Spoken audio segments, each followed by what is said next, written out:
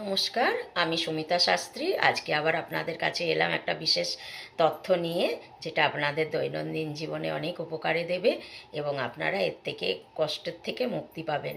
সেটা হচ্ছে যে আপনারা যদি দেখেন যে আপনাদের সত্যি খুব কষ্ট হচ্ছে, যে কোনো কারণেই হোক, কিন্তু আপনারা বুঝতে পারছেন না যে কী কারণে কষ্টটা হচ্ছে, তো আপনারা এটা করতে পারেন যে আপনারা শনিবার করে শনিদেবের মন্দিরে গিয়ে পুজো দিয়ে আসুন। ইনি হচ্ছেন ন্যায়দণ্ডের দেবতা।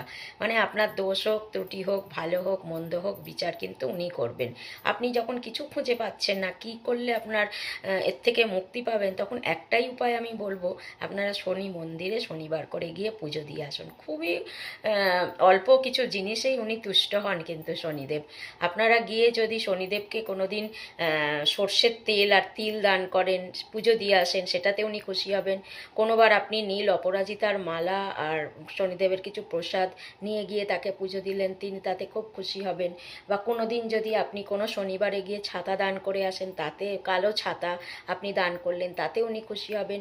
বা কোনো শনিবার গিয়ে আপনি সেখানে কালো চামড়ার চটি দান করতে পারেন। মানে মন্দিরের বাইরে একটা সাইডে রেখে দেবেন, নতুন, পুরনো নয় কিন্তু, মন্দিরের পুরোহিতের জন্য রেখে দেবেন এবং তাকে বলে আসবেন যে আপনার পুজোর পর এই চটিটি পরে আপনি এখান থেকে যাবেন। তো একটা সাইডে আপনি নতুন চামড়ার কালো চটি দান করবেন, তারে কিন্তু শনিদেব অনেক তুষ্ট হবেন আপনার ওপর, এবং আপনি কিন্তু আপনার শনিদেবের কুপ্রভাব থেকে আস্তে আস্তে করে মুক্ত হতে পারবেন। তো আপনারা এই নিয়মগুলো করুন, ভালো থাকুন, সুস্থ থাকুন। আজকের মতো নমস্কার।